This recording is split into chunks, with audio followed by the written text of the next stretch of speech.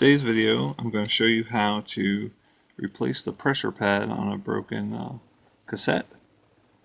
I come across a lot of these like this, and almost all the time they actually are still in this little well here. You can kind of see this sort of felt pad thing that fell off of this copper strip.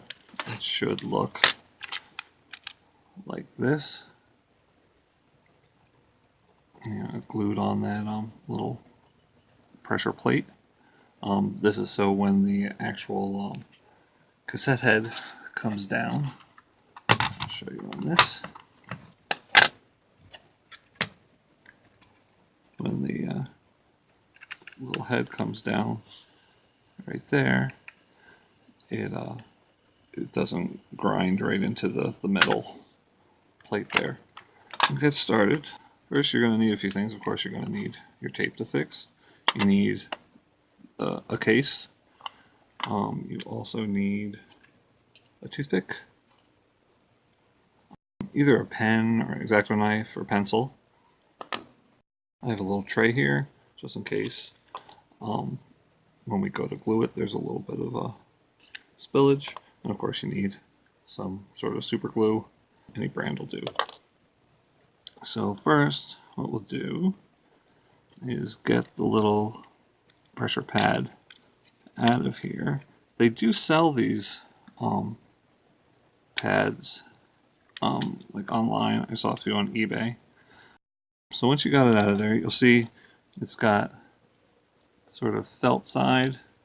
From the side you can see better. It's got a felt side and actual kind of a hard paper backing. That hard paper backing is what we want to glue onto the little copper plate inside there. So basically what I do is I pull out the tape, take our case, take out the J-card,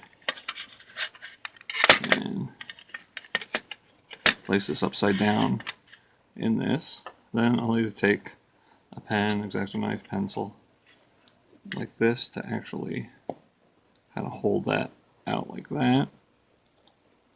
And then take a little pressure pad and some glue.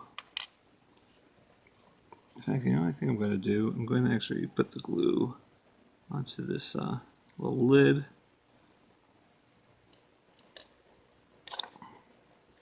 And then take our toothpick, just apply it to the bottom of the pad. You want to work kind of quick because super glue dries quickly. Then just want to, not touching the tape, just kind of place it onto that pad, or the actual plate itself. Kind of push it in there a little bit. Make sure it's lined up. And then really just let it dry. And come back. It's probably okay within 15 minutes or so, but I'd let it go for a few hours, maybe even overnight. And we'll come back and check it.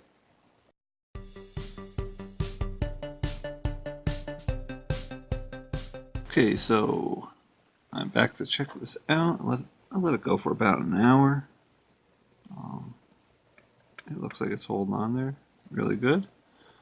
So really, the only thing you have to do now is just rewind the tape back into the housing.